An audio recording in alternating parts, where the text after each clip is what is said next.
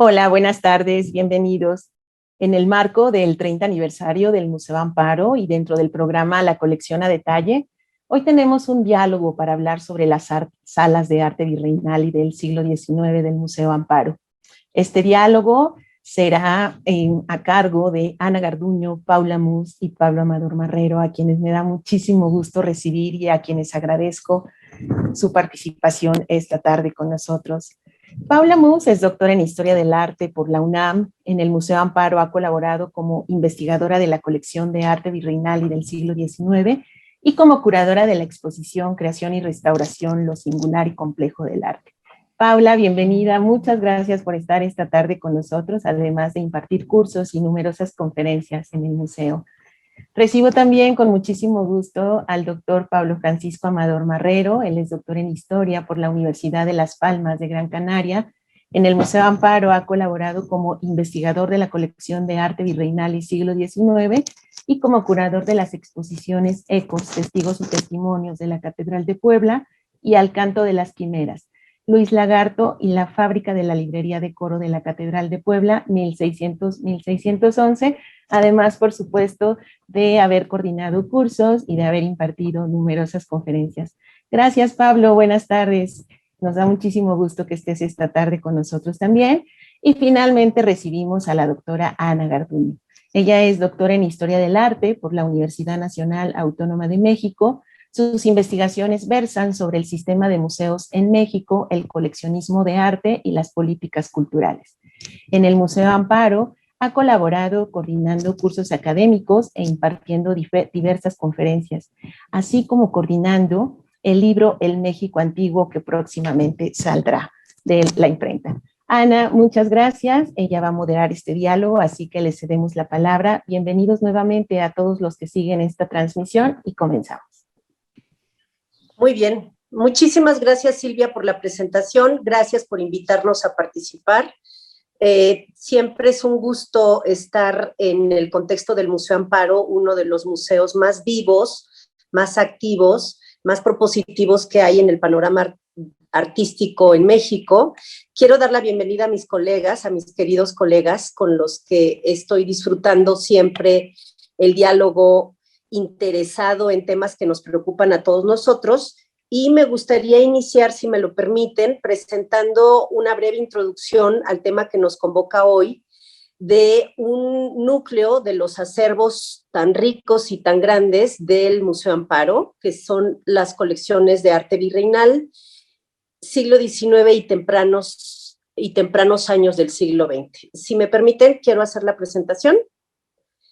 Si la podemos ver, por favor.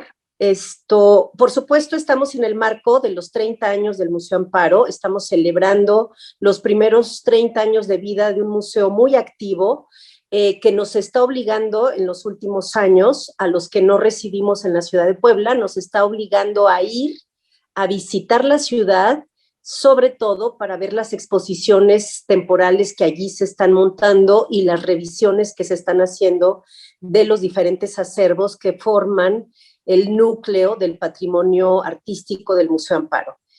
Siguiente, por favor, Silvia. Vamos a ver que es muy importante intentar contextualizar qué pasó cuando se fundó el museo hace 30 años.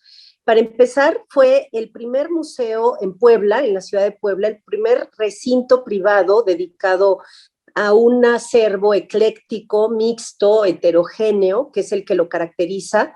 Por un lado, un fuerte núcleo de arte mesoamericano y por el otro, un acervo patrimonial de arte virreinal del siglo XIX y sobre todo de la primera mitad del siglo XX, de los cuales se constituye, digamos, la identidad simbólica y real, fáctica del Museo Amparo. Siguiente, por favor. El museo se funda en un momento muy particular, en los años 90, donde hay una serie de museos de administración privada, tanto de carácter empresarial como de de filántropos que están pensando en crear espacios para garantizar la permanente exhibición de sus acervos. Los años 90 en México es un periodo muy, muy interesante. Por un lado, está llegando una ideología nueva al sistema de gobierno en México, está llegando el neoliberalismo y el Estado ya no se hace cargo de todo el acervo patrimonial que hay en el país, ya no es la única institución que abre nuevos recintos museales, sino los particulares empiezan a asumir sus responsabilidades culturales y abren una serie de museos en diferentes partes del país, sobre todo en el norte, y en Puebla tenemos la gran ventaja de que el Museo Amparo empieza a coexistir, de hecho se funda al mismo tiempo, por ejemplo, que el Museo Marco en Monterrey, y por supuesto cualquier análisis de lo que está sucediendo en los 90 en el sistema de museos implicaría revisar qué propuestas del Museo Amparo coinciden con ese otro universo museal. Siguiente, por favor. En el caso del Museo Amparo, todo parte a partir del año 79, cuando hay una fundación, la Fundación Amparo, que es el nombre de la esposa del fundador, de Manuel Espinosa Iglesias, que decide crear una asociación para poder canalizar estos intereses culturales y artísticos que lo caracterizan a él y a su familia. Siguiente. Por lo tanto, ya en los años 80 adquiere dos casas. Una había sido el Colegio de Niñas, dentro de sus múltiples usos en ese edificio, y otro en la esquina, que estamos viendo acá, la residencia de la familia Espinosa Iglesias, que digamos la adquiere para poder ya constituir el núcleo básico de lo que va a ser el museo. 2 años después contratan a un arquitecto, Teodoro González de León, para que haga un plan ejecutivo de cómo sería la adecuación de los espacios para convertirlo en museo, y al año siguiente interviene el arquitecto Pedro Ramírez Vázquez, que tenía amplia experiencia en hacer museos en México. Por supuesto, es quien hizo el Museo de Antropología en el centro de la Ciudad de México, en el circuito de Chapultepec, y conocía muy bien, digamos, el panorama mexicano de museos. Por supuesto, también fue a Estados Unidos y a Europa a ver otros museos para actualizarse. Hay todo un proceso, digamos, de análisis, de investigación de qué estaba pasando con los museos en el mundo para poder hacer que el Museo Amparo fuera lo más vanguardista, lo más novedoso, que tuviera todos los insumos técnicos, tecnológicos, tuviera la museografía más actualizada, digamos, y fue todo un proceso de creación del museo que duró varios años. Siguiente, por favor. Tenemos aquí una imagen de la inauguración. La hija del fundador, la señora Ángeles Espinosa, está haciendo el discurso inaugural frente a la figura presidencial, a la figura del gobernador en turno del estado de Puebla y, por supuesto, el fundador Manuel Espinosa. Este tipo de escenas las vemos muy comunes. En México es muy normal que haya una relación entre el ámbito político y el ámbito empresarial. En el universo de los museos es cuando se conjugan estos intereses. Y la señora Ángeles Espinosa Iglesias Ru García fue la directora fundadora hasta su muerte en 2007, y fue la persona que se encargó de darle el perfil y la identidad original al museo. Siguiente, por favor. Cuando se fundó el recinto, se dedicó toda la planta baja y algunas salas de la parte alta para crear las salas de exposiciones, tanto las temporales como las permanentes, dedicadas al mundo mesoamericano. Siguiente. En la parte de arriba se hicieron 8 salones dedicados a lo prehispánico y un salón especial que en ese tiempo se usaba mucho, que era como el de las obras maestras de la colección de arte prehispánico del Museo Amparo. Esa sala fue un hito, en su momento fue muy importante, muy interesante, y hay, digamos que, una resonancia de lo que ocurre en el Museo Amparo con relación a los otros museos en México que se dedican a exhibir lo mesoamericano. Siguiente. Y, por supuesto, coexistieron en ese mismo discurso inaugural salas de arte virreinal y decimonónico, con algunas del siglo XX, donde se montaron de manera inicial a la manera que estaba muy de moda en México en los años 90, de una casa museo. Digamos que se recrearon espacios de la casa original para poder exhibir los acervos decimonónicos, virreinales y de inicios del siglo XX. Sin embargo, como en todos los museos y como ocurre siempre, los museos tienen que actualizarse.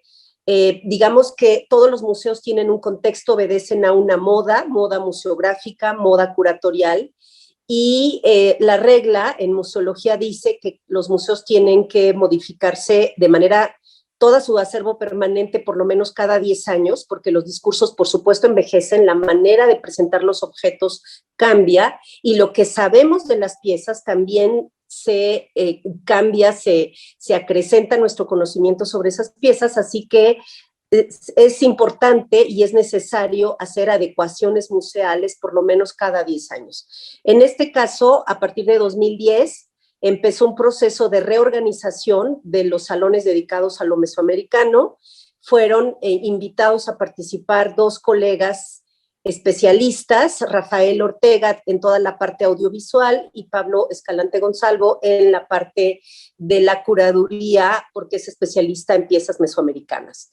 Hacia 2018 empezó el proceso de reorganización de los salones virreinales del siglo XIX y algunas piezas del XX, y allí se invitó, y por eso están aquí mis queridos colegas Paula y Pablo, porque ellos han sido los responsables de la adecuación museal, de la actualización del discurso, tanto en términos conceptuales como visuales, de los salones que recrean, digamos, que tienen esta misión doble de, por un lado, exhibir el acervo y por el otro, hacer un montaje escenográfico, museográfico, donde, digamos, tengamos el contacto, que esa es la gran ventaja de las casas museos, tengamos una mirada, una posible mirada a cómo hubiera sido la vida en épocas anteriores a nosotros, que no nos tocaron vivir, digamos, pero que a través de la vista de estas salas podemos recrear un poco cuáles eran los usos, las costumbres, las imágenes que acompañaban la vida de los personajes que vivían en espacios similares a esto. Se trata de 11 salones, estamos hablando de casi 150 objetos que se han desplegado, que se han ido ajustando, digamos, a diferentes temas y narrativas, de los cuales van a hablar mis compañeros en unos momentos. Por supuesto, cuando hablamos de patrimonio, cuando hablamos de obras de arte, de objetos culturales, estamos siempre hablando de herencia, estamos hablando de pasado, hablamos de historia, y el objeto mismo no solo lo es por las características físicas, por sus valores plásticos, por su forma, la tecnología que se usó para producirlo, sino también, por supuesto, por sus valores simbólicos. Y en el caso del Museo Amparo, estamos hablando de una mirada identitaria, nacionalista, donde predomina el tipo de objeto mexicano, y por eso hay una recreación de una cocina que estaba muy de moda en los años 90, hacer este tipo de recreaciones de casas museos, como vivían las generaciones anteriores a nosotros. Es una tradición que inició en 1958, cuando se abrió el Museo Frida Kahlo, donde se musealiza la casa donde vivió la pintora en el centro de Coyoacán, y se monta este tipo de cocina muy a la manera tradicional, muy a la manera del siglo XIX, aunque ya es la segunda mitad del siglo XX.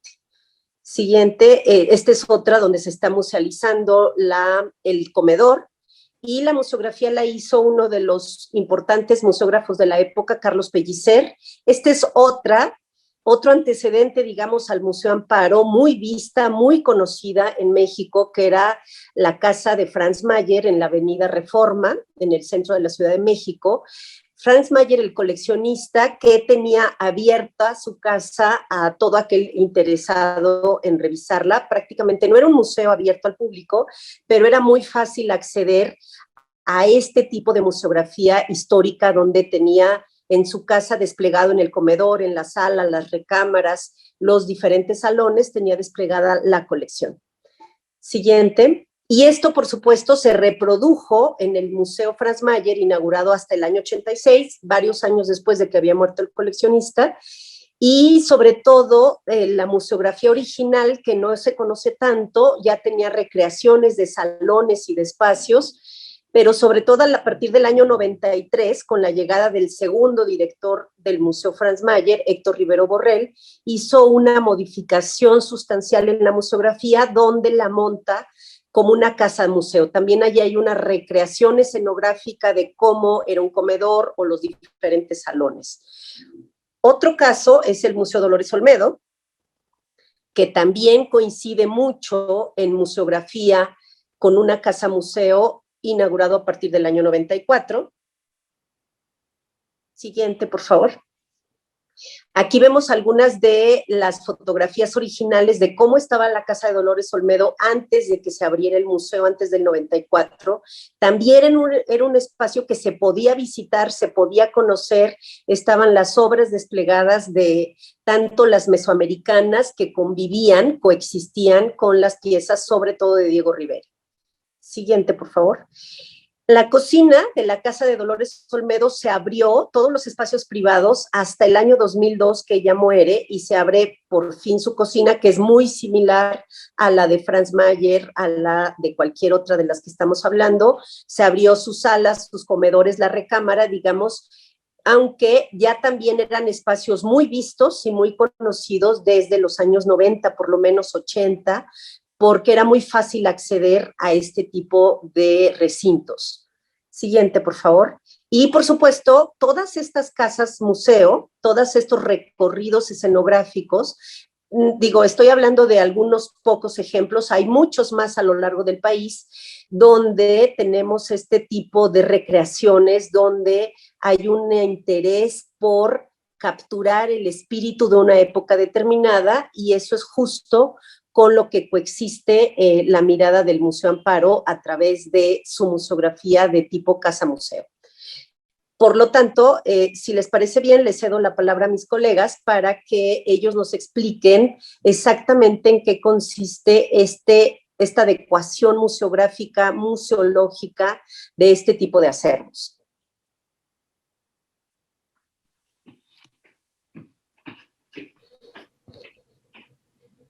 Paula. Buenas tardes. Buenas tardes a todos. Muchas gracias, Ana. Qué gusto que estemos aquí en esto. Gracias, Pablo y Silvia, también, por supuesto. Y gracias a todos los que nos están escuchando. Y pues Pablo y yo tuvimos la suerte de trabajar en una adecuación que está casi terminada, ¿no? Y ahorita vamos a ver qué cositas faltan. Respecto a esta nueva mirada que estamos presentando, y tiene Pablo una presentación hecha, además de una hermosa hija no peluda. Muy protagónica. ¿Lo colocas tú, Paula? ¿Lo coloco yo? Si puedes tú, porque, bueno, sí puedes, si no, yo lo pongo. Se está abriendo.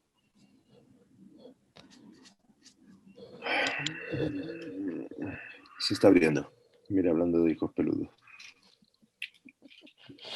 Acaba de saltar la mía, atrás de mí.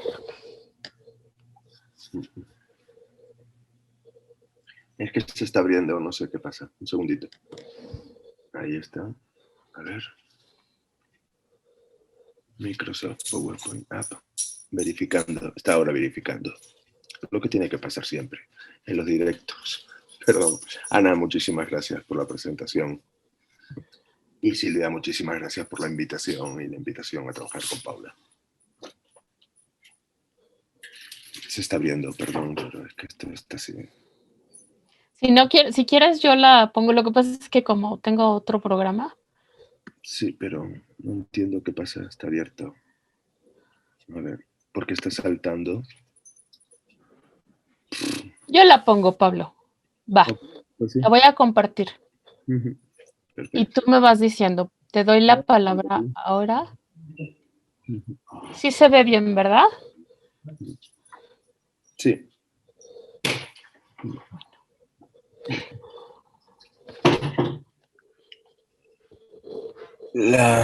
Bueno, la idea que nos propone desde la dirección del museo, a través de Silvia, es que participemos, que veamos el espacio. Había un condicionante muy importante, como bien has dicho, Ana, y además eso condiciona mucho las miradas, porque tanto Paula como yo tenemos esas formas de ver las cosas también muy diferentes. Pero la idea era mantener, por supuesto, el edificio histórico, mantener toda la estructura del edificio histórico, no enmascararlo. Sí nos hubiera gustado, sinceramente, nos hubiera gustado jugar con algunas otras cuestiones, como haber ocultado algún espacio para plantear otras ideas, pero lo que decidimos, y si se dan cuenta, siempre fue tener en claro el origen de la colección. La señora Ángeles Espinosa, su amor hacia el arte que estudiamos tanto Paula como yo, y que es uno de los pilares del museo, y teníamos ciertamente, no sabíamos cómo hacerlo, pero teníamos claro cosas que Paula es una banderada y que yo comparto.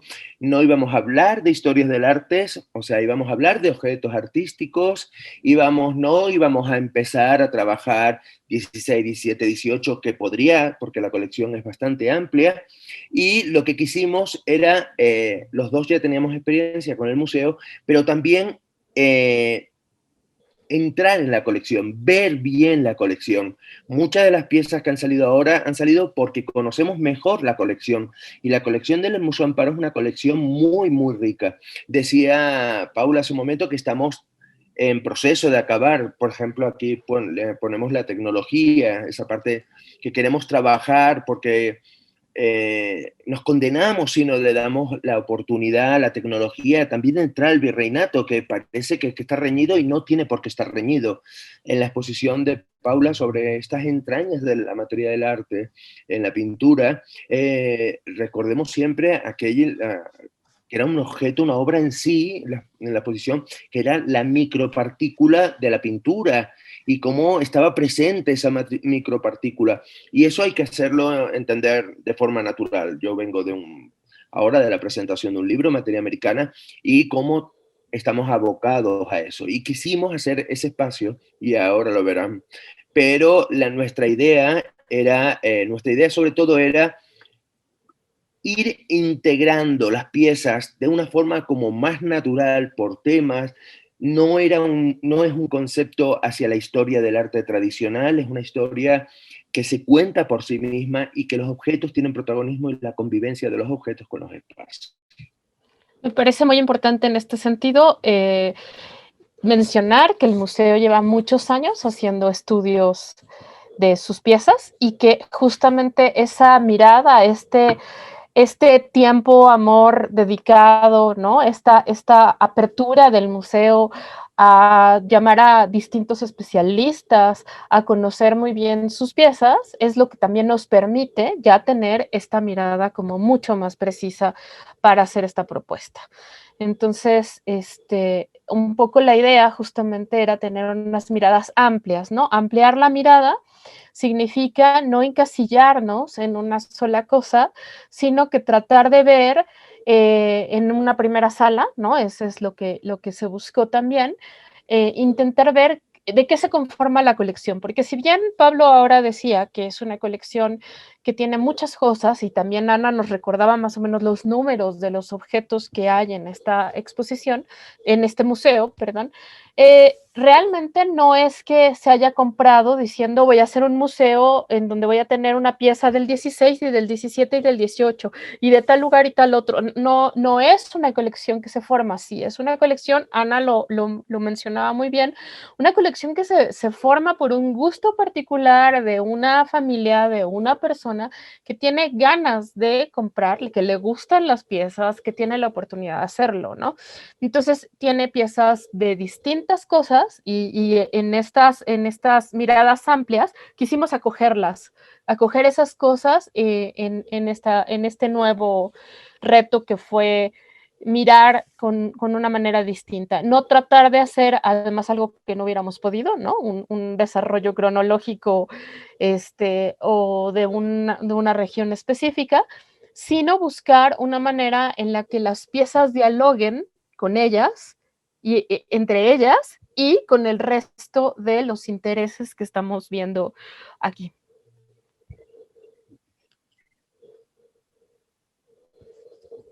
Este era nuestro canto de sirena para atraer a la gente, y era, hay que seguir trabajando, se está montando, hablábamos incluso Paula y yo de nuevas ideas anoche, y nos interesa, por ejemplo, como aludía Paula, siempre tuvimos claro, y lo propusimos y lo discutimos, pero que queríamos algo que representara todo.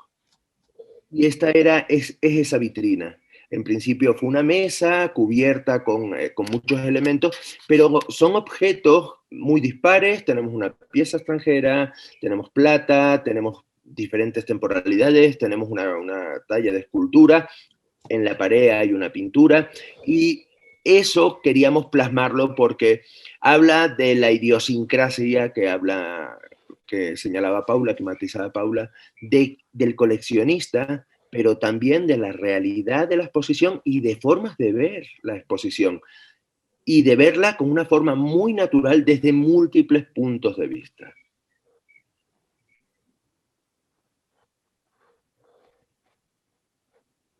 Ahí tenemos la pintura que se ha seleccionado, una pintura que además sirve para disertar ella sola.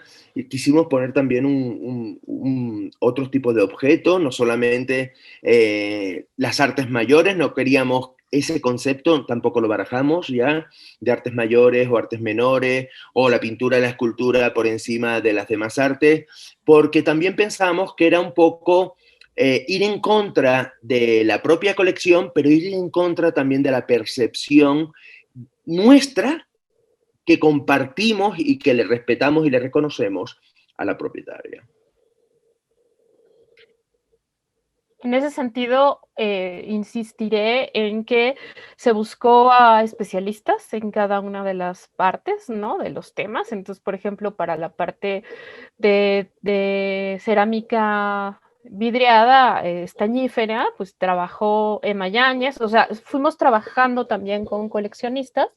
Y entonces, por ejemplo, ahorita nos enseñaba Ana, que me encantó esa parte de su presentación, las cocinas, ¿no?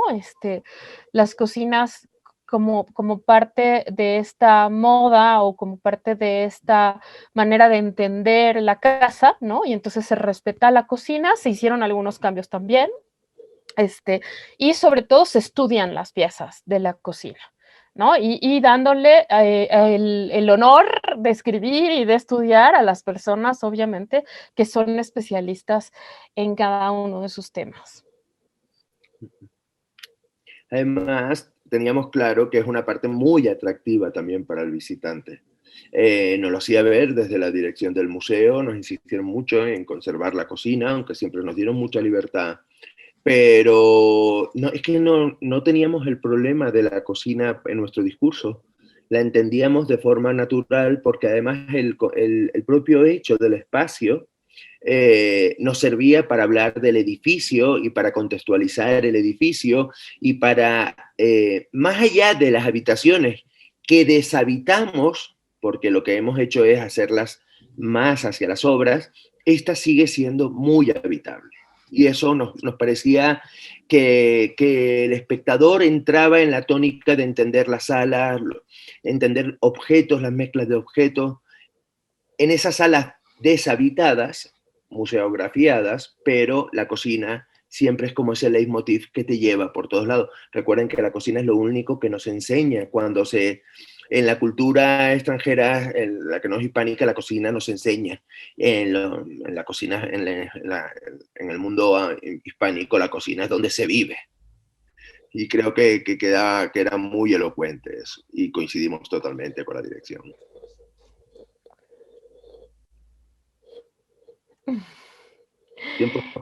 Tú, por favor, Pablo.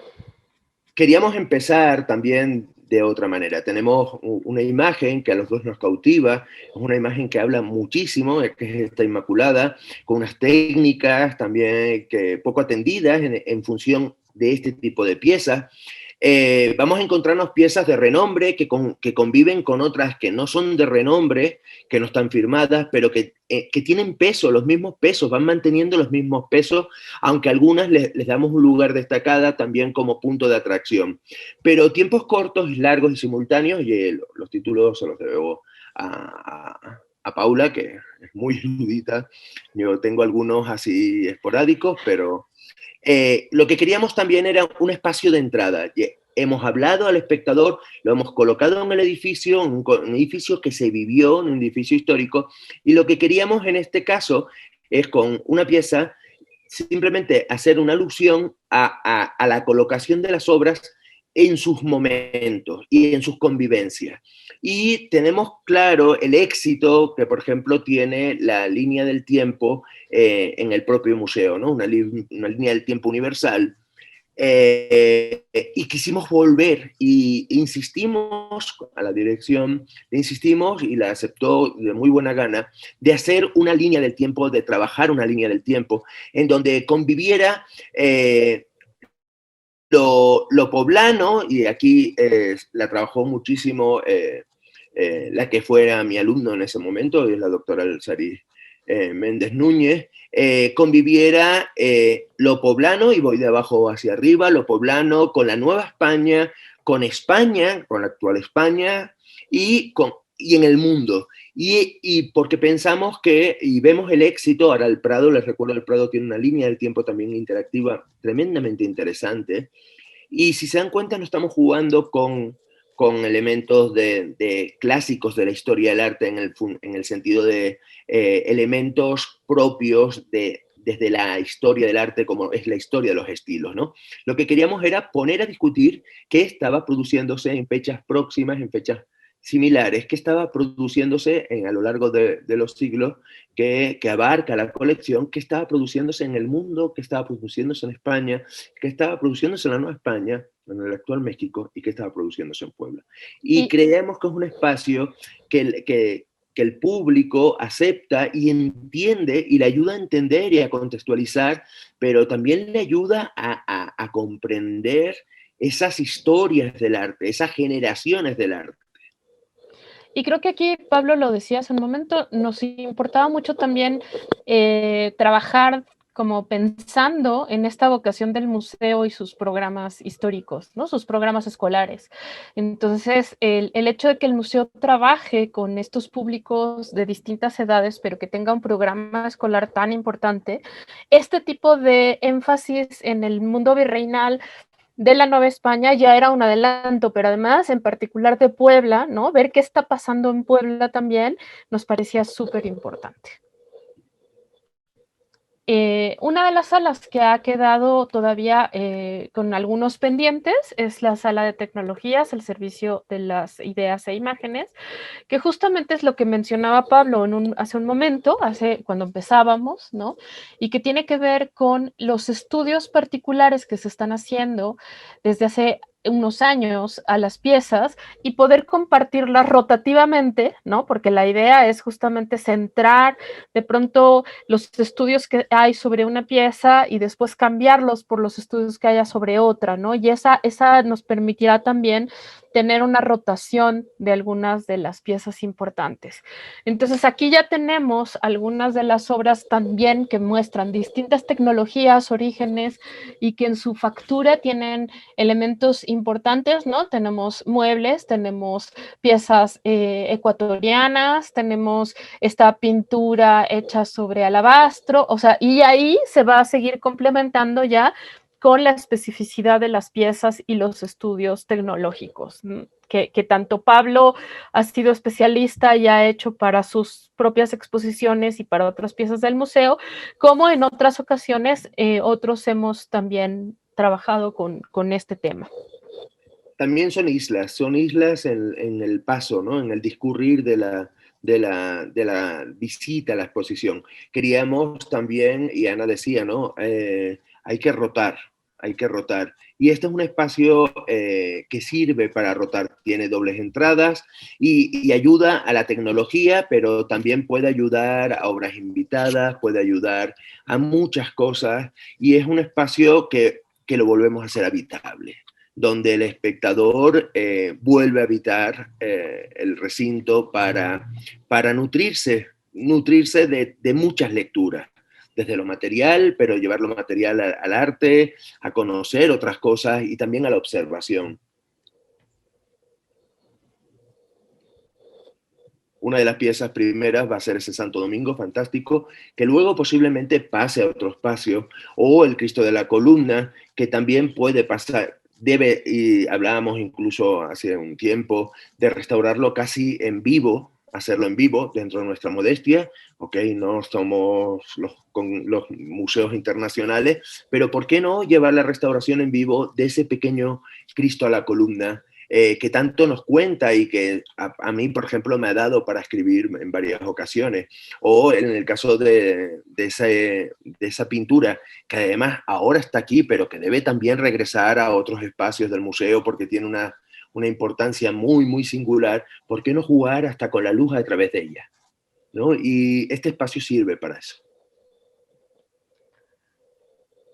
Aquí están las propuestas desde el equipo de museo, que creemos que son muy válidas y que van a establecer esa rotación también de piezas. No, otro de los espacios de la casa que se queda de alguna manera con algunos de los muebles alusivos a lo que se hace en ese espacio es el comedor. Y ahí vamos, o sea, otra cosa que creo que no dijimos es que en todas las salas hay por lo menos una pieza poblana y luego en sus diálogos con piezas de otros lugares, ¿no? Entonces vamos viendo algunas de estas piezas. Aquí está, por ejemplo, el maravilloso Borgraf, al cual se le hicieron estudios ya y que pues sería como la pieza estelar justamente del arte producido en Puebla en el siglo XVII, en este caso, y también vamos viendo algunas otras piezas como platería, los muebles, este biombo que es un biombo más tardío, piezas que son importantes, ¿no? Y que se queda con ese espacio, digamos que esas paredes de la casa, el piso de la casa también nos están hablando de estas formas de vida, ¿no? Y las conjunciones de obras, ¿no? Hablaba Paula y la verdad me había despistado. Siempre quisimos entremezclar, ser un poquito respetuosos con ese primer bodegón de entrada, esa primera vitrina, y cómo conviven las piezas. Fíjense en la maravillosa mesa que sí decidimos dejar, y cómo encima está una sopera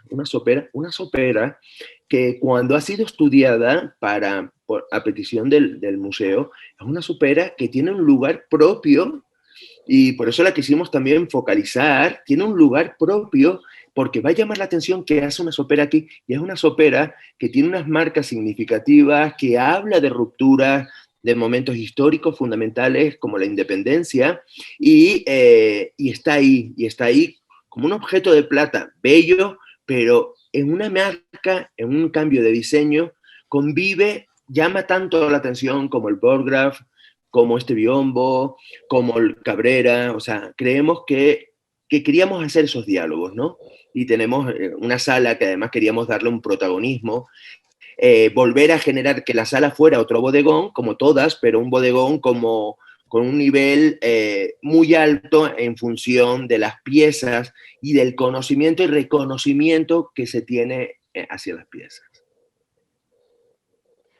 Después empezamos a focalizar, y voy a hacerlo quizá un poco más rápido por el tiempo que nos estamos tomando en hacerlo y para que haya tiempo de diálogo, ¿no?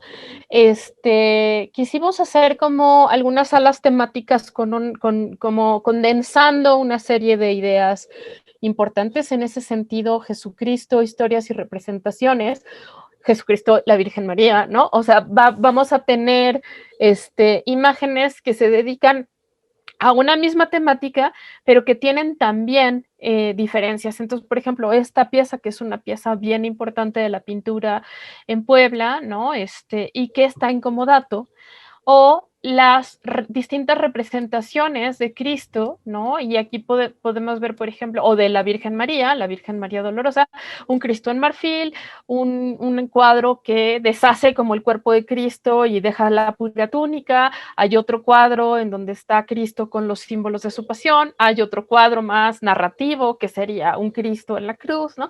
Entonces son las distintas aproximaciones que también tienen que ver con cómo los artistas usaban esas piezas y dónde las ponían, ¿no? Entonces hay una reflexión de cómo los artistas van a tomar un lenguaje más narrativo o menos narrativo también en función del discurso que ellos necesitan generar a la hora de hacer este tipo de obras. No sé, Pablo, si quieres decirnos algo más. También no queríamos ir sobre temas monográficos en el sentido, pero es que la figura de Cristo tiene tantas acepciones y tiene un protagonismo tan importante a lo largo de todo el periodo que nos toca estudiar, y tiene piezas capitales. Ahora, por ejemplo, hablaba Paula de esa túnica, ¿no?, que representa, y que al final es una ostentación, viene de un grabado, de una ostentación de la túnica de Cristo. Son todos esos juegos. Y, por ejemplo, la pieza en comodato es una pieza muy potente y es una pieza que esperemos que también atraiga a otras personas y que el museo tenga la predisposición a que le estudiemos las obras y que sus obras convivan y sean generosos para que las disfruten otros un periodo de tiempo. Y son piezas que pueden convivir perfectamente. Aquí en esta otra sala vamos a reunir distintas maneras de tener la fe, es lo que decía, ¿no? A veces pensamos en las obras en función de quién las hizo o del espacio en donde están, pero no necesariamente el discurso de cómo se usaban es lo que se privilegia en muchos de los juegos museográficos que hay, ¿no? Y aquí nosotros queremos llamar la atención justamente a eso. No es lo mismo ver una imagen que tiene muchas imágenes, ¿no? Una misma pintura que se conforma por muchos pequeños recuadritos de pinturas, que un retrato de un personaje que es tan importante que se vuelve como una memoria casi como patrocinador de obras artísticas a la que se le va a tener o sea, que tiene un lugar muy importante dentro de las devociones, que imágenes que están solitas, ¿no? Un santo solito, él solito, ¿no? Como este San Bartolomé que vemos ahí, o esta imagen de la Virgen. Y lo mismo vamos a tener otro tipo de objetos que se usan para el culto. Y esto también es muy importante en ese sentido, ¿no? Ahí tenemos una una mesa de sacristía, entonces eso es también para la fe, ¿no? Entonces es la fe, pero vista desde una manera otra vez amplia y no nada más decir, pues son santos y ya, ¿no? Sino que estamos tratando de pensar en cómo se utilizan los distintos objetos y cómo el formato tiene que ver también, el formato y la tecnología tienen que ver con esa utilización de los objetos.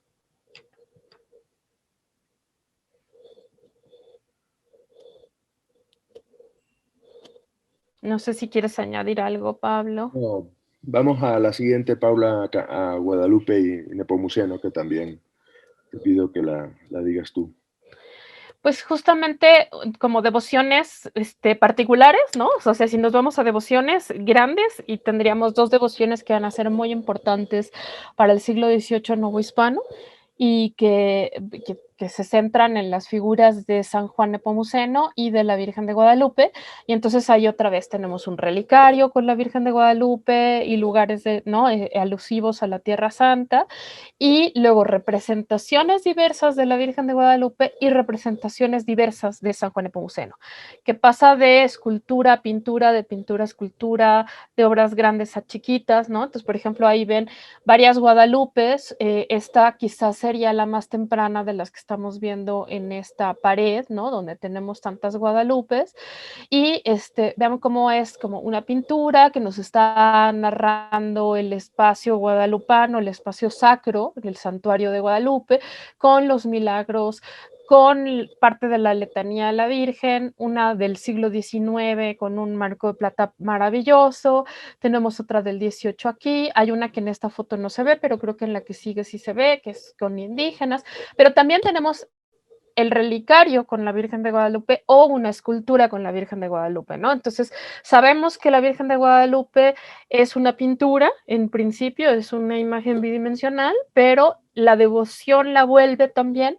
una imagen tridimensional. Entonces, estos cruces, y no decir pintura y escultura son dos cosas separadas, sino tratar de pensar cómo lo vivía la gente y también que los escultores trabajaban de la mano de los pintores, ¿no? Y los que estaban haciendo los muebles también estaban trabajando con ellos. Y entonces los carpinteros van a estar como intermediarios entre el escultor, el retablista, el pintor y el que hace los muebles, ¿no? Entonces, esos cruces como nos parecían como muy interesantes de hacer. Y en los otros muros tenemos entonces representaciones pictóricas y escultóricas de San Juan Nepomuceno y también de distintas épocas.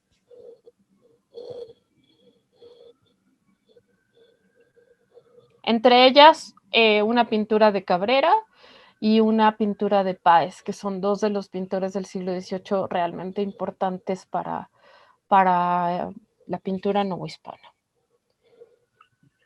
Luego teníamos espacios en la casa que habían sido también intervenidos y que se conservaban con ese cariz más decimonónico y que queríamos, que se nos pedía mantener y que teníamos esa disposición a mantener. Nos parecían lo suficientemente atractivos en su concepción de modificación de los espacios originales, incluso en cohabitar con los muebles y también alejar un poco la obra. Incluso aquí tenemos dos maravillosos bodegones estudiados por mi compañera del Instituto de Investigaciones Estéticas, que es especialista en la materia, y me interesaba, Angélica Velázquez, perdón, me interesaba y discutíamos, porque decíamos, se nos quedan altos, se nos quedan, pero también es la percepción, ¿no? Y por ejemplo, y discutíamos mucho cuando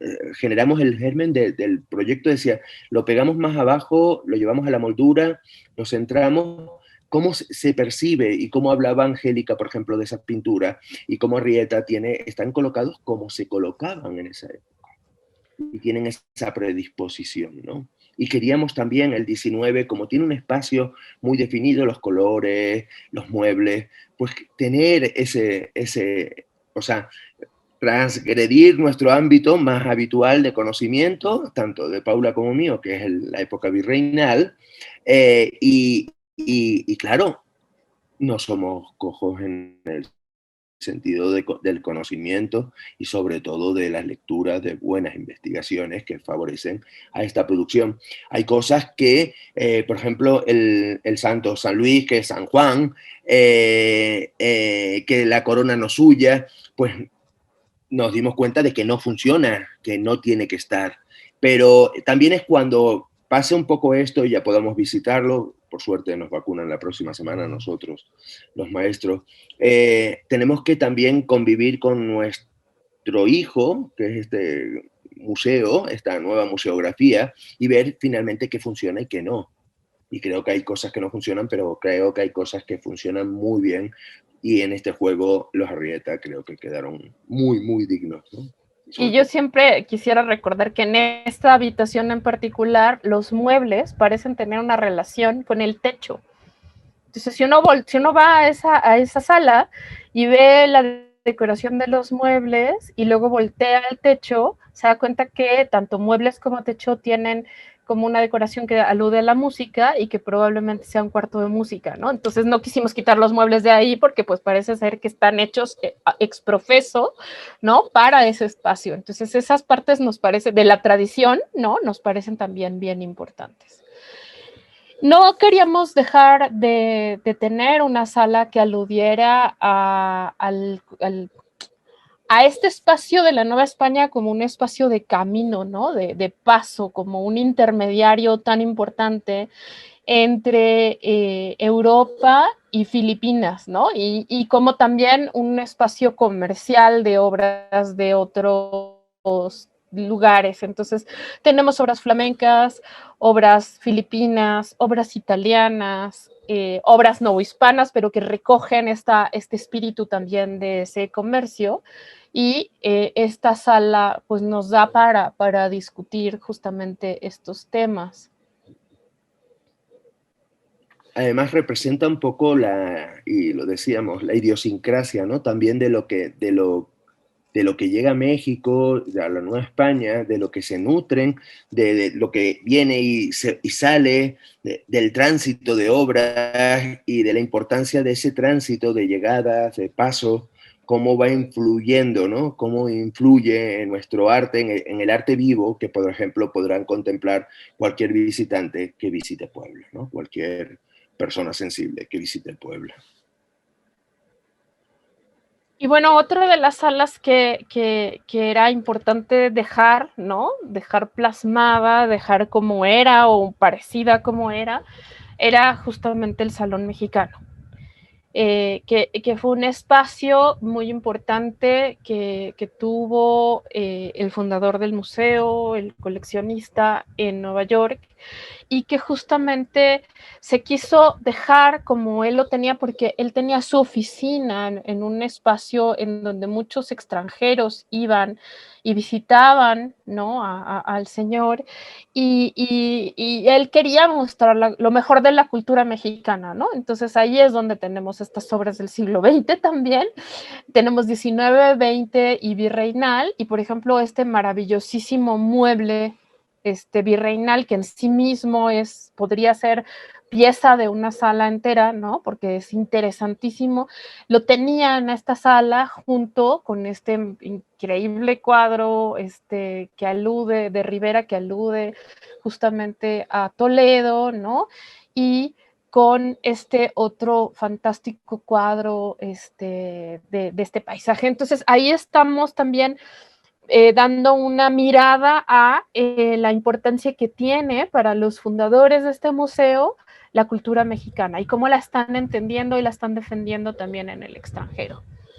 Y es muy interesante que si se dan cuenta, todas las salas tienen todo un conjunto de piezas que da lecturas desde múltiples puntos. Puedes hacer recorridos desde piezas puntuales. Por ejemplo, me quedo con la imagen que tenemos, no solamente del mueble, y yo soy virreinalista y un amante del virreinal, pero, por ejemplo, cuando entendí más allá de lo que yo conocía a Rivera, entendí su visita a Toledo, cuando contemplé el cuadro de la vista de Toledo, ¿no? El pintor Rivera con la vista de Toledo, lo entendí en el Prado, en un contexto de cómo están mirando, cómo los artistas están buscando el Greco, cómo coinciden artistas alemanes con artistas mexicanos. Cada sala puede contar a través de muchas piezas muchas historias. Y eso hace también como rica la visita. Y no solamente es la visita, sino que vuelvas a visitar. Y lo que queremos con todo esto también es interrelacionar, ¿no? Que hayan cambios continuos, que manejemos la colección, que pongamos a discutir piezas, que traigamos piezas nuevas, que coleccionistas prestemos piezas, y creo que eso es muy, muy interesante. Y claro, es acabar con un homenaje, pero también con un discurso como el de enseñar, ¿no? Que es al final lo que está haciendo el Museo Amparo, enseñándonos a todos, desde educándonos en la sensibilidad del arte, educándonos en la sensibilidad de la historia, una historia contada con rigor, que creo que ahora no se lleva mucho, pero que es muy interesante, y entender que una mancerina puede estar perfectamente junto a la vista de Toledo de Rivera, porque son esos objetos que te favorece hacer esas lecturas y que te lleva a la imaginación y que te lleva a reflexionar, y el Amparo nos ayuda a reflexionar, ¿no?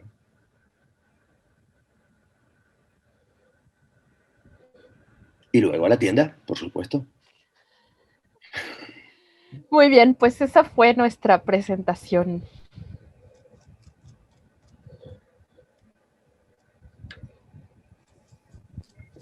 Muchísimas gracias, les agradezco profundamente su explicación, ha sido muy enriquecedora, he estado tomando muchas notas de los objetivos y los deseos, las intencionalidades de ustedes en su papel de curadores a la hora de rediseñar el espacio. Y yo me pregunto, ¿por qué no poner una capilla doméstica en el espacio, ya que hay una enorme cantidad de piezas devocionales? Paula, ¿yo? Bueno, yo creo que aquí lo que hicimos fue respetar lo que sí había en la casa, ¿no? Y que de alguna manera era evidente esto, por ejemplo, de la casa del salón de música, ¿no? Están los muebles, está el techo, hay una serie de referencias, o la cocina, ¿no? Pero generar otra ambientación, ¿no? De la que no conocemos si existía, ¿no? En esa casa, nos parecía a lo mejor, pues inventarnos quizá una forma de pensar las devociones. Se hubiera podido hacer, por supuesto, ¿no? Dentro de las muchas cosas que no puede hacer, hubiéramos podido hacer algo así. Pero nos interesaba también como contrastar estas dos cosas, ¿no? Tenemos unas salas que son, ¿no? Que tienen estas alusiones directas a la casa, y también queríamos tener unas salas en donde lo que viéramos fueran piezas artísticas y piezas históricas que están conviviendo en un discurso como eso, ¿no?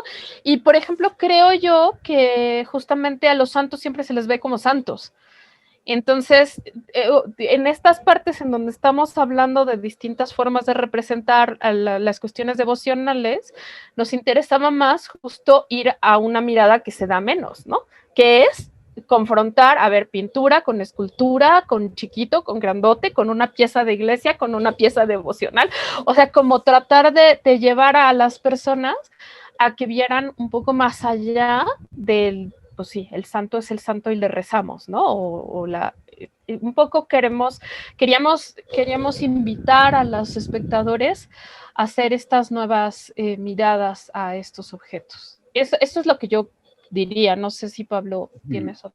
Además, el tema, Ana, es fantástico, pero el tema también te conlleva a detener al espectador, cambiar, o sea, reformar las salas, que era algo que nos teníamos muy condicionados, reformar salas para generar ambientaciones. Eso nos daba preocupación. No teníamos referencias sobre las capillas originales que pudo tener la iglesia, pero también teníamos el proyecto de que sea un tema de una de las exposiciones futuras, porque es muy interesante y tiene que hablar los objetos, pero tiene que hablar la documentación. La documentación, y la hemos encontrado en muchas ocasiones, desde cómo fue el Palacio Arzobispal, en varias ocasiones la capilla del Palacio Arzobispal. Puedes hacer hasta incluso el estudio de los tejidos, de la tendencia en tejidos a través de las cortinas del Palacio Episcopal. O sea, con este obispo fueron chinos, con el otro llegaron de Milán, o sea, son muy interesantes. Pero sí podíamos caeríamos en un tópico que no queríamos plantearlo, ni romper la estructura de generar un espacio recreación que no hemos hecho en ninguno de los otros lados, sino hemos mantenido lo que sí había. Y también pensábamos que cuando la documentación hable es un tema muy rico para entender la devoción en la casa. Ya habíamos hecho un ejercicio de entender cómo el mundo devocional se llevaba encima o se llevaba en la casa a través de entremezclar piezas con la colección. Pero son temas muy ricos que también llevan unos espacios muy singulares y rompían nuestra estructura. Pero es una idea muy, muy buena para una siguiente exposición. En este sentido, ¿cómo fue el diálogo con la museografía? Ahora que estaban hablando de que ustedes tomaron la decisión de tal vez recrear algunos colores usuales en el siglo XIX o de estar pensando en la altura en que se colocaban las piezas en una sala en el siglo XIX, a diferencia de cómo las colocaríamos ahora en el siglo XXI, ¿cuál fue el diálogo con la museografía? ¿Ustedes participaron activamente? ¿Hicieron diseños por paredes de cómo se iban a desplegar los objetos en el espacio o solamente hablaron de salas y no de paredes? No, trabajamos desde el primer bosquejo que hicimos Paula y yo, a mí me tocó ir a presentarlo a Puebla, y trabajamos sobre plano y disposición de piezas. Sí. O sea, primero sobre plano y disposición de piezas, teniendo muy claras las salas. Sabíamos perfectamente que las molduras no se podían tocar, discutimos que había condicionantes de la casa, pero también queríamos significar las piezas y, por ejemplo, un mueble, ponerle una peana muy ligera ayuda a conservarlo, pero también ayuda a dignificarlo, a hacerlo museo. Se le da la peana tiene como un don, ¿no? Como el vidrio. Genera como que cualquier cosa lo hace un objeto artístico, prácticamente, ¿no? Un objeto de contemplación. Y discutimos, eso nos llevó, pero yo creo que fueron respetuosos. Ahora, por ejemplo, cuando hemos estado viendo las fotos finales, porque la pandemia no nos ha permitido ir, yo nunca hubiera puesto a la Virgen guatemalteca mirando al Cristo filipino, ¿sabes? Como ni de casualidad, pero ni de casualidad. Yo lo único que tengo es una gana de ir a darle 2 golpitos al mueble para que la Virgen vibre y se ponga de frente, o sea, pero el museo también tiene mucha experiencia. Sus museógrafos tienen mucha experiencia. Por ejemplo, Carolina, que trabaja en todo el sistema de transporte de las piezas y de colocación. O sea, y el equipo es muy, muy profesional. Y eso se ve a la hora de que nos entendieron lo que queríamos nosotros, pero también lo hicieron muy propio de las ideas de cómo trabaja la museografía del Amparo. Sí, y hasta el asunto de las luces, ¿no? En algún momento dijimos, queremos bajar luces y queremos hacer, no sé, y fue así de, este techo no se puede romper, olvídalo. O sea, no hay manera de poner una luz, ¿no? Entonces, o sea, finalmente cuando estás en un espacio histórico como una casa, necesitas llegar a un acuerdo, ¿no? Ok, no se puede poner ese tipo de luz que sí podemos poner, ¿no? Para que la pieza se vea como pieza y resaltar un elemento que no se vería si no tuvieras esa luz, ¿no? Entonces, fue siempre un diálogo constante con todo el personal del museo y la dirección del museo y tratando justamente de sacar lo mejor de cada pieza. Y también el espacio ese que tenemos de juego, por ejemplo, generar una caja para meterle luces al tecali, al alabastro que tenemos pintado, que es una verdadera maravilla, pero que hay que reactivarlo, en algún momento hay que jugar con esas luces y hacerle pensar al espectador otras realidades, porque pues tú dices, pues no meto el cajón en sala, pero lo meto en un momento dado, lo genero y lo proyecto en la sala esa polivalente de materialidad, de técnicas, de ver las obras de otros puntos de vista. Y atraemos al espectador que se mantenga siempre, que sea cíclico. No te digo que venga todos los jueves, pero es que el Amparo tiene tantísimas cosas que ver que tampoco podíamos estar discutiendo todo el día, intentar atrapar al espectador cuando también va a venir a las exposiciones de prehispánico, a las exposiciones de arte contemporáneo que tanto peso tienen ahora en el Amparo. Entonces también tenemos que ser conscientes de que tenemos que dosificarnos, ¿no? Claro, y en ese sentido entiendo que están ustedes, el objetivo era democratizar los objetos, digamos, era evitar esta clasificación añeja de las obras maestras y las obras menores, sino colocarlos en un espacio en condiciones de igualdad. Y en este sentido me pregunto por el recorrido. El recorrido está guiado de manera natural, hay una sola vía o también democratizaron la manera de acceder al espacio. Esto es, podemos entrar a la sala 1 y después entrar a la sala 5 o tiene que haber un recorrido secuencial. No tiene por qué, el edificio te condiciona el camino, ¿no? Pero la realidad es que si te pierdes una sala, la otra no te condiciona. Y además ahora que hablabas de esa democratización, por ejemplo, a mí una preocupación es cómo estamos viendo los objetos, ¿no? Ahora he estado, bueno, pronto hay una exposición en el Museo del Prado de la que yo participo y cuando trabajábamos en el equipo curatorial, yo planteé, ¿por qué no hablar hablamos de historia del arte hispanoamericano, de arte hispanoamericano? ¿Por qué no jugar verdaderamente en un museo tan importante desde la generación de conocimiento como es el Prado, de jugar con plena naturalidad a poner una pintura con una escultura, con una tabaquera? ¿Por qué no hacer eso? Y que la gente entienda que lo que los une es las cronologías. Y eso hace pensar al espectador de qué bella esta tabaquera, el cuadro es qué impresión, pero ¿por qué no? Y eso también se ve en la sala. Se ve en la sala porque los dos, yo respeto mucho a Paula, tenía claro en el momento, a lo mejor yo hubiera hecho otras instalaciones, pero también ella hubiera hecho otras, pero tenemos puntos comunes y ella es abanderada de ciertas libertades sobre las formas de mirar el patrimonio, y yo soy muy de las cronologías, porque las cronologías nos colocan en unas realidades, no de los estilos, sino en unas realidades, y eso también quisimos que se viera con libertad.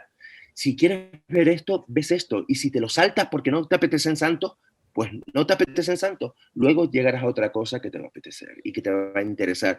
Pero cuando veas Santos, que no piensen es que estamos en un momento de cambio absoluto. Y esto todo de lo del el elemento religioso como que parece que condiciona mucho. Y lo que hemos hecho también es liberarlo, lo decía Paula antes, ¿no? Que vieran cómo se refleja la imagen, el santo, pero cómo tiene percepciones diferentes. Y eso que queremos hablárselo al lector. Creo que es como importante, por lo menos así lo veo yo, y ya quitarnos un poco de esta distinción que todavía es muy común en los estudios del arte virreinal, ¿no? Eres especialista en algo, ¿no? Y te quedas como con tu caminito y ya, ¿no? Y cuando tienes, por ejemplo, la escultura, que creo que es el mejor ejemplo de eso, ¿no? La escultura la hacían en la Nueva España los entalladores y los pintores. Y generalmente incluso se hacían talleres distintos. Entonces, tú no porque tú eres de pintura y tú no porque eres de escultura. Entonces, los de escultura no conviven con los de pintura. Las piezas convivían tanto que había piezas que se hacían en un taller, se llevaban a otro taller y se terminaban en otro taller, ¿no? Entonces, como que nosotros hemos hecho estas distinciones que no eran las naturales. Entonces, también si queremos ver las cosas con una mirada amplia, tenemos sí que conservar, y por eso mi insistencia y la de Pablo, ¿no? Tanto en que nos basamos en discursos que especialistas, muy especialistas en cada cosa, hicieron, vieron, estudiaron. O sea, Gustavo Curiel fue a estudiar los muebles y con base en los resultados de Gustavo Curiel nosotros escogimos muebles, ¿no? O sea, no es nosotros tratando de decir somos todólogos y hacemos todo, sino que agarramos los estudios particulares, pero entonces lo que quisimos generar fue esa discusión de todos esos objetos, ¿no?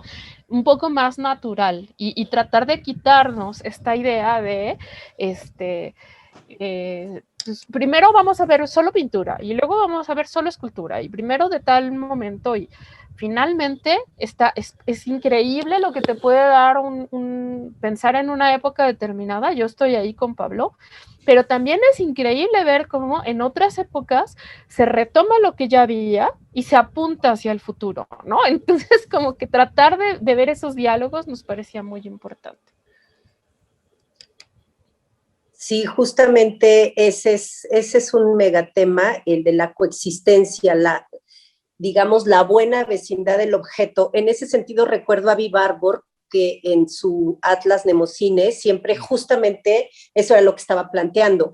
Vemos el objeto en el museo aislado, separado de su contexto natural, pero eso nos impide percibir que coexistía con otra serie de elementos, artísticos o no, digamos, que participaban también de la construcción de la imagen de la pieza, ¿no? La pieza no se construye solamente en sí misma, sino en relación con esto que Avi Warburg llamaba la buena vecindad del objeto, ¿no? Justamente. Y en ese sentido, me encanta que celebro que ustedes hayan estado trabajando en conjunto y que hayan convocado a trabajar especialistas en cada materia, en cada pieza, en cada, digamos, tipología de materialidad, porque si algo distingue en mi experiencia de trabajar con museos al Amparo es justamente que tienen un interés, una gran preocupación por analizar las piezas, ¿no? Que es una gran diferencia con otros museos. Tenemos museos públicos, museos privados que no conocen su colección, no la estudian, no la ponen a dialogar, digamos, con los académicos que estamos haciendo este tipo de trabajo, de generar conocimiento sobre las piezas, sino normalmente se quedan la mayoría de los museos en una superficie donde aplanan las piezas justo porque no las conocen. Aquí la posibilidad de dar el relieve y de dar la dimensión del objeto es justamente porque está estudiado por los especialistas con los que contamos en este país, y eso, por supuesto, es un elemento para felicitar mucho a este museo, ¿no? También quisiera plantearles dos preguntas básicas, pero no sé cómo andamos de tiempo porque me gustaría abrir el micrófono a nuestro auditorio, pero sí me preocupa, quiero saber qué pasó con el cedulario, qué pasa con el discurso escrito que está expuesto, colocado en el espacio, y qué es lo que el público tiene para contextualizar su visita. Por ejemplo, en la parte prehispánica que he estudiado un poco más, el cedulario es muy amigable, no se quiso hacer un cedulario erudito, ¿no? Que hable al especialista y que solamente puede entender a alguien iniciado en ese tipo de discursos, sino qué tipo de cedulario plantearon ustedes. Paula. Pues bueno, si viste, muchas de las cosas no están así como con su cedulita ahí, ¿no? Sino que justamente, además como se estaba cambiando y por la naturaleza de cómo se están abriendo las salas, a diferencia de otras salas en donde se cerraron, se trabajó con ellas y se abrieron, en el caso de nosotros, empezaron a modificarse las salas sin cerrarlas por completo. Entonces, en parte también eso, y luego la pandemia, ¿no? Que nos ha traído tantos cambios a todos y a los ritmos de trabajo. Lo que ahorita tenemos son estos folletos que tú puedes llevar, ¿no? Y que puedes tener a lo largo de toda la pieza y que estaban en la presentación, y que son textos que van centrándose en las piezas más importantes y en algunos casos creo que hasta todas las piezas que están en una misma sala, ¿no? Entonces el visitante puede tener a la mano eso, pero también se está contando ya con que viene este asunto del museo digital y que los contenidos estos que van a estar a través de las plataformas digitales están ya pensados también para trabajarse con estas salas. Entonces, a mí me tocó justamente hacer como que el vaciado de las piezas y tomando los textos de especialistas, simplificar, resumir, para que fuera una información. ¿Perdón? Cristianizar, o sea. A veces, a veces, ¿no? A veces, de acuerdo particularmente a algunos estudios, por ejemplo, de platería o de muebles, que tienen un lenguaje que no es el lenguaje que usamos todos los días, ¿no? O sea, si quieres describir precisamente una pieza de platería, no vas a utilizar un lenguaje de lo que se te ocurre en tu casa, vas a usar un lenguaje muy especializado para la platería.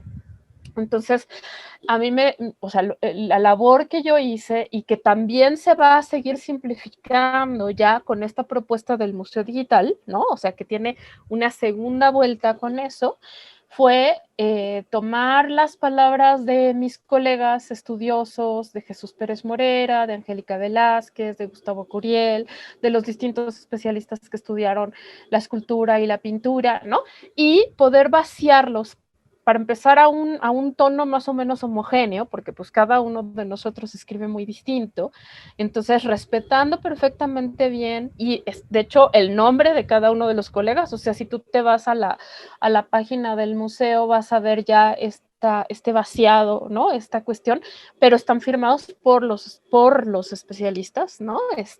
Porque lo que yo hice fue nada más reducir, en determinado momento clarificar algunas cuestiones de redacción, hacerlas un poquito más unificadas y dejarlas como más en función de un visitante que no va a leer un catálogo, ¿no? Que es un visitante que puede tener una primera descripción o una primera idea de la pieza, y si le das clic o si sigues leyendo, tienes entonces una idea de la pieza más completa, ¿no? Entonces, pues es algo que sí hicimos y que todavía se sigue trabajando porque se está pensando en toda esta nueva manera y plataforma que el museo va a usar y va a tener, y en el que lleva trabajando tiempo ya también.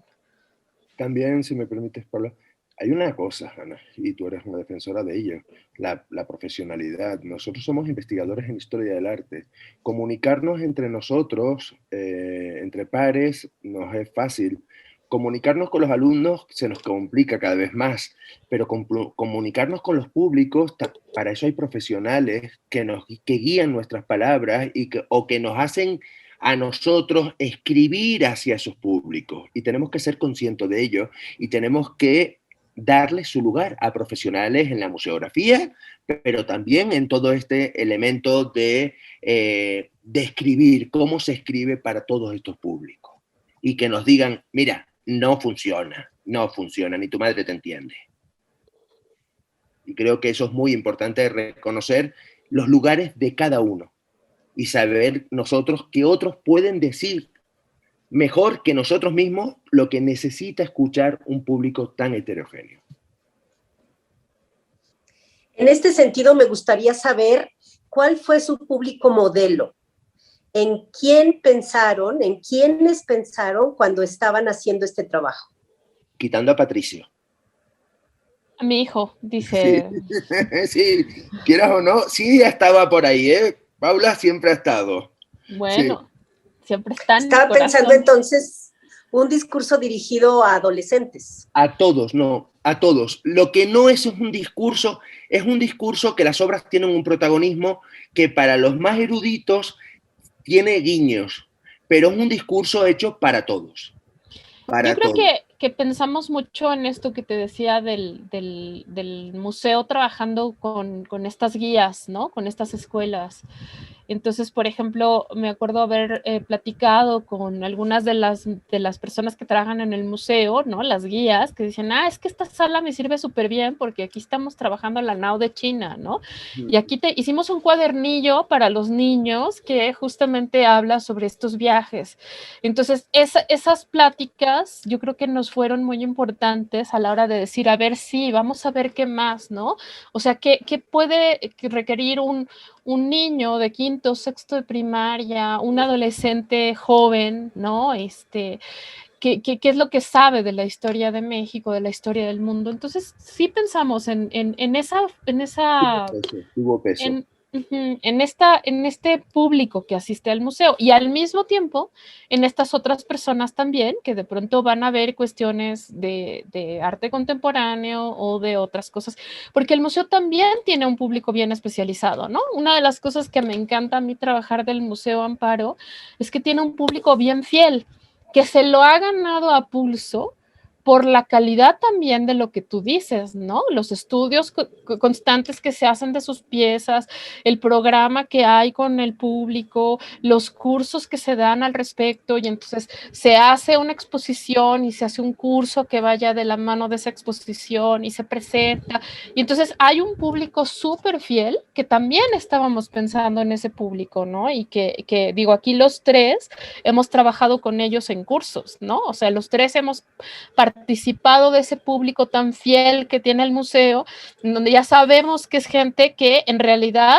sabe más cosas a lo mejor que un público que te encontrarías en otro museo. Entonces, son un poco esas diferencias, pero que sí creo que las pensamos. Pero también hay una cosa, Ana, que también, y lo teníamos muy claro Paula y yo, que era lo que sea muy orgánico, que existan cambios. Y le decíamos a la dirección, queremos que constantemente haya cambios. Haya cambios, no rupturas, sino cambios. Cuando sea el momento de ruptura, romperemos. Pero queremos cambios, queremos juegos, queremos... Incluso, ahora estaba oyéndote, Ana, y decías, ¿no? Cómo los espectadores pueden elegir y esto. ¿Por qué no mismo hacer la curaduría en esa sección, hacer esas maquetas? ¿Y cuál cogerías tú y por qué cogerías? Tienes este espacio y jugar. Y tenemos ese público que la verdad es que es un público que además nos enriquece mucho a nosotros. Nos genera, nos insta a mejorar, a actualizarnos, a trabajar, y eso es un don para el museo, ¿no? Frente al ostracismo a la hora de mirar sus colecciones de otros museos, y no estoy hablando solo mexicanos, por supuesto.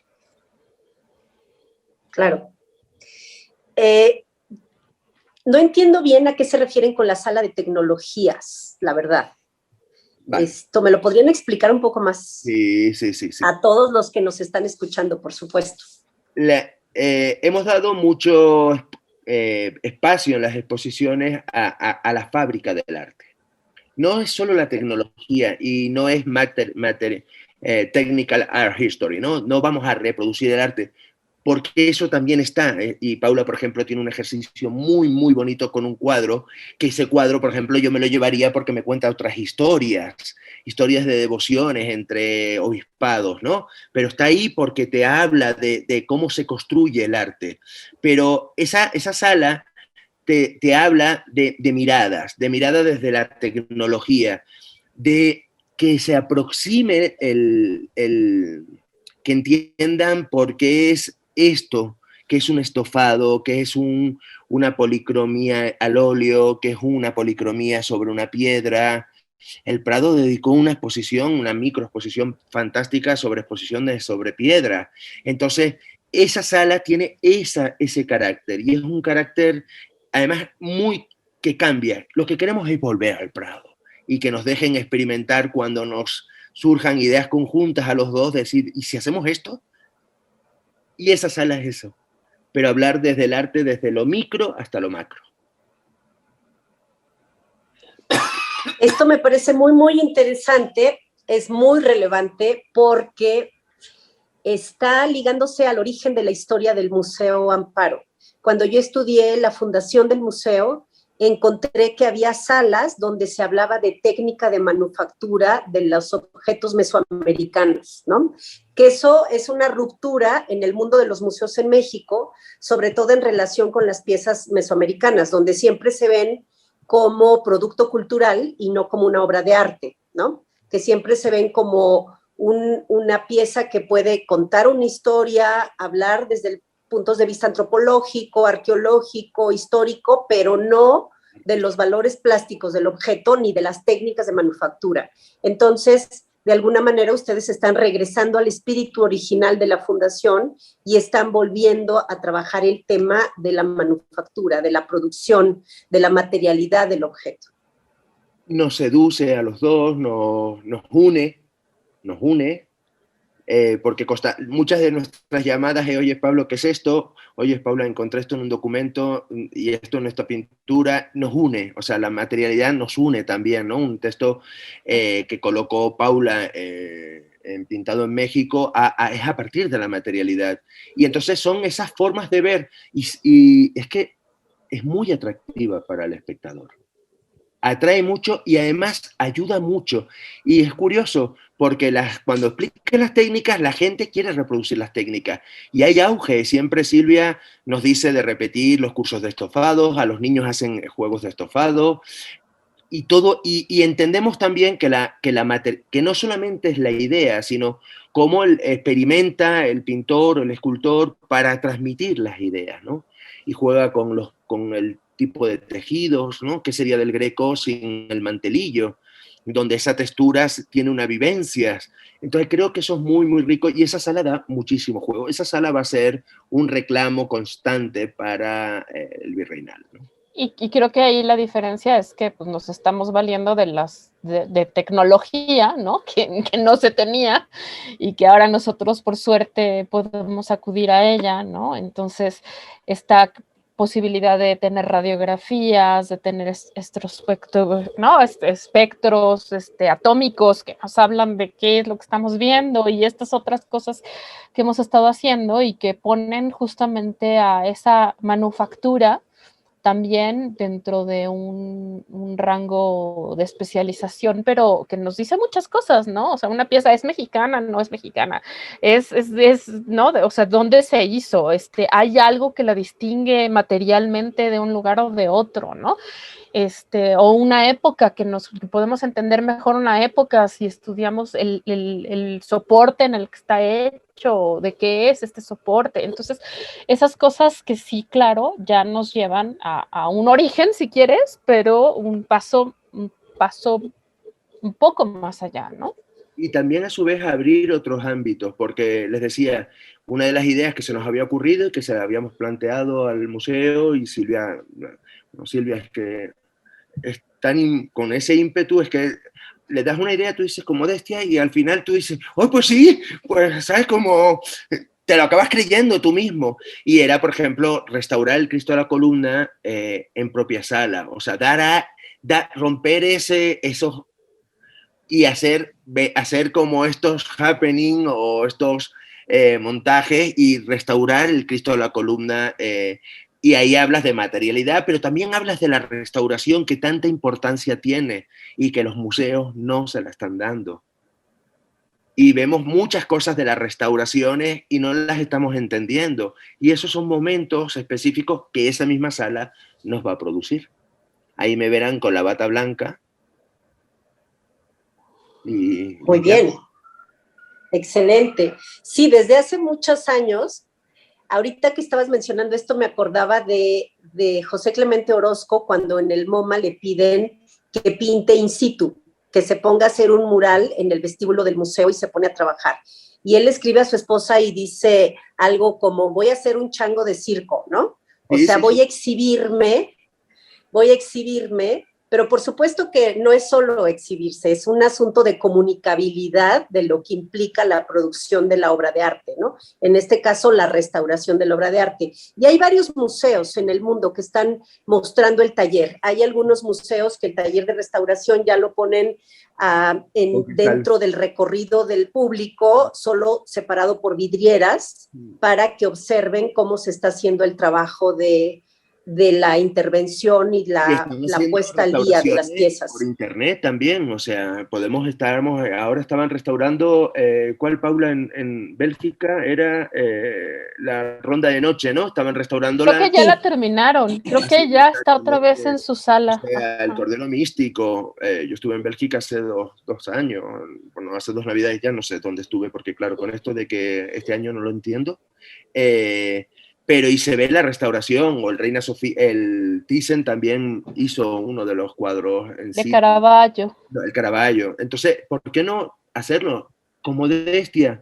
Pero es que nuestro Cristo de la Columna cuenta tantas cosas como cualquier otra, y cuenta también aquel que quiere hacer, y podemos dar también tiempos. Nos hemos dado cuenta, yo restauro, una de las labores que me he dado cuenta que me está volviendo a mis orígenes es toda la investigación que genero cuando yo intervengo junto con restauradores jóvenes, ¿no?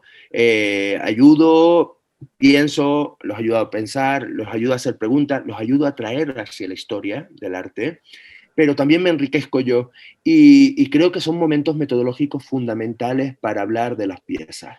Y va a ser más divertido ver a Pablo restaurar que a mí pensar, entonces yo creo que el que va a estar ahí va a ser Pablo. Pero también como los montajes de museo, eso que se pone el artista así, y todo el mundo se pone a mirarla. Yo me voy a poner a pensar. Muy bien. Muy bien. El público está participando. Hay un comentario de María Luisa de Villa. Dice, como anécdota, en casa de mis padrinos Carlos Bello, que es un coleccionista muy importante, y María Guadalupe de Bello, me enseñaron que los Arrieta se colgaban en el comedor, porque eran cuadros de comedor, o bodegones. Otros bodegones más antiguos se colgaban en los muros de la escalera. Sí, efectivamente, y lo dice Angélica, sí, tiene toda la razón, muchísimas gracias por la apreciación. Nosotros lo pusimos en ese espacio porque iba en la cronología, pero los bajamos, pero no los bajamos lo suficiente, no tenemos un expositor de comedor, pero nuestra idea era que se vieran cómo se veían. Muchísimas gracias. Muy bien, tenemos otro comentario, es pregunta. ¿Existen otras colecciones de Virreinal mostradas temáticamente? No sé si se refiere en otros museos o en otras salas del museo. Amparo. Pues yo creo que se referirá a otros museos, ¿no? Y pensemos, por ejemplo, el Museo Nacional del Virreinato que tiene esta cuestión como cronológica que va del siglo XVI, XVII y luego que empieza a ser ya más temática y luego en la parte de arriba que sí son monjas coronadas, ¿no? O sea, pero sí hay como una cuestión más cronológica en ese museo, ¿no? O en el castillo de Chapultepec también es más bien cronológica. Estaba yo pensando a lo mejor en los de Monterrey, en los museos de Monterrey, que necesito visitarlos, tengo ansia por visitarlos. Creo que tienen otras, están abriendo, sí, tienen cosas temáticas, pero a su vez tienen otras libertades, ¿no? Y generan otras formas de aproximarse. Es una buena pregunta y la verdad creo que no nos la hicimos suficiente, ¿no? O sea, creo que no fue así de, vamos a ver qué están haciendo otros museos. Obviamente vemos lo que hacen otros museos, ¿no? Pero creo que no fue una cuestión consciente decir, lo voy a hacer igual o diferente a otro museo, sino que fue más bien pensar, estas son las piezas que tenemos, ¿no? Y que nos parecen importantes. Y claro, hay otras piezas que eventualmente pasarán arriba, ¿no? Y saldrán de la bóveda y irán a la exposición y algunas de estas piezas irán para abajo, ¿no? Pero creo que más bien fue pensar en las piezas y en esas piezas que nos decían cosas y que queríamos rescatar y qué podíamos hacer a partir de esas piezas, ¿no? Entonces, pero es una muy buena pregunta, tendríamos que pensarlo. Muy bien. Otro comentario, pregunta de Claudia Marín. Dice, ¿volverán entonces piezas importantes como la lámpara de San Mateo del Mar, Justa y Rufina, San José, el tapiz o la escena de la taberna? Sí, por supuesto que volverán.